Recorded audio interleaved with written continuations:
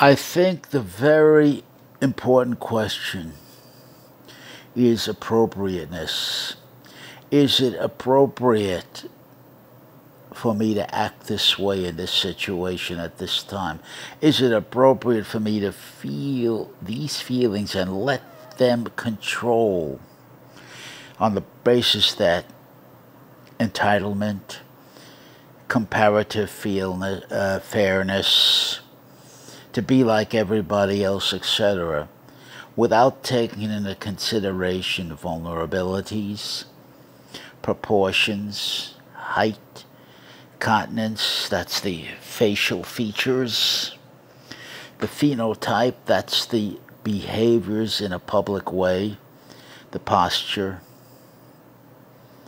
the words that come out of my mouth, with what authority and confidence they're spoken, how functional they are to take care of the needs of the situation right before me.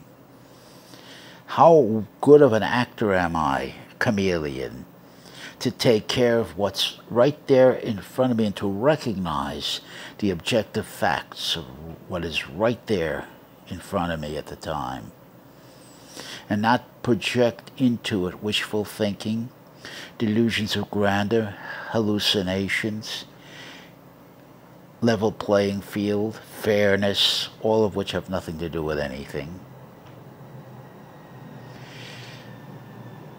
I have to be, I must be, I will be my own case manager, my own advocate, regardless of what's in front of me, regardless of that. I never think in terms of probability because we don't have enough facts. There's too many unknown variables to make a probability argument coherent and practical. I think rather in terms of possibilities. That's predicated on my height, my physical fitness.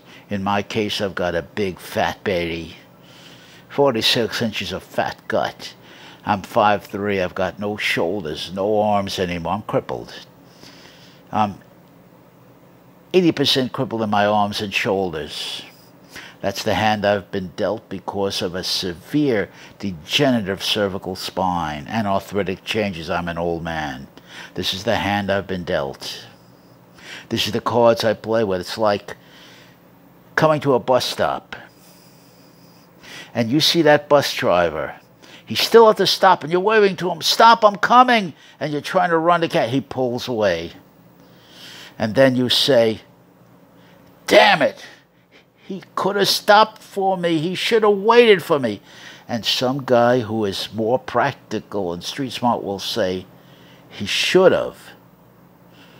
He could have, but he didn't. And the facts I have to face is not what he should have done, what he could have done, what a nice guy would have done in that situation, but what he did. That's the toughest thing of all, to be ruthlessly, brutally objective with what you see right in front of you. You can't change that. That's the fact you have to deal with. He could have, but he didn't. He should have, but he didn't. Freud got it right. He says, where it is, the libido theory, ego must be there, consciousness must be there, awareness must be there, executive control must be there, judgment must be there. I call it the Marco step back. That's where you step back and take a realistic look at what's around you. You get yourself out of involvement in the situation, out of any dog in the hunt, and you look at it in a coldly, brutally objective way, the way your worst tormentor would look at it, would look at you. We got to shine the light of complete objectivity on the situation.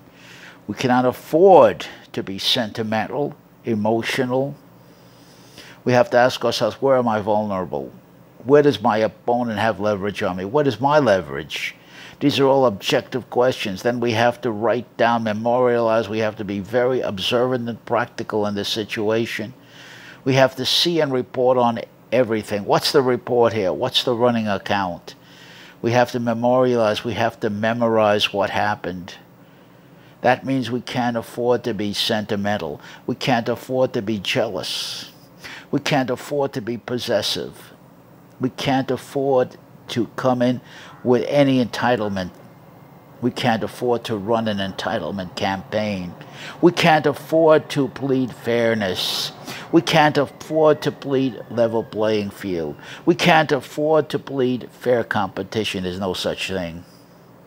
But simply we don't have access to the facts. We have different access.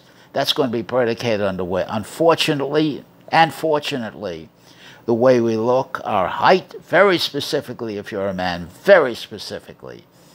Our features, that's the face. Round moon face never scores. Round moon face always has a tough time of it. That's just a plain hard fact. Don't use it as an excuse. Don't use it as a justification for failure. Get ready. It's all in the practice. It's all in the preparation. It's like Jerry Lewis said. Somebody asked Jerry Lewis, how do I get to be a great comedian, a great showman like you are? And Jerry said, get a job and practice. Practice, practice, practice. That's the only way. In other words, what he's saying is there's no external advice. He can give you some pointers, but you have to learn from yourself. You have to learn from taking the hits out there. I mean the hard hits. You have to learn by coming belly to belly with terrible pushback, terrible resistance, and push back on that resistance yourself under your own power. Don't look around for a hero. Don't look around for your savior. Don't look around for your rescuer. It doesn't exist. In other words, don't wait for Godot. He'll never show up. If you need a hand, look to the end of your own arm. If it's ever to be, it's up to me. Terry Cole Whitaker said that, the Reverend Terry Cole Whitaker. And she's true. That's true. The psychology of that's perfect. We have to become, the point of what your stranger's saying here is we have to become ruthlessly, brutally, prosecutorially objective. We have to be our own toughest prosecutor and stand up against that resistance and push back on it. Prepare, prepare, prepare. And all of this is predicated, especially if you're a short man, in being in tremendous shape. Drive iron without excuse. Build the body powerful. Core strength, root strength, punching power, grabbing, pulling power, that type of thing. Verbal judo. You have to get yourself in a position to where you're nobody's damn fool.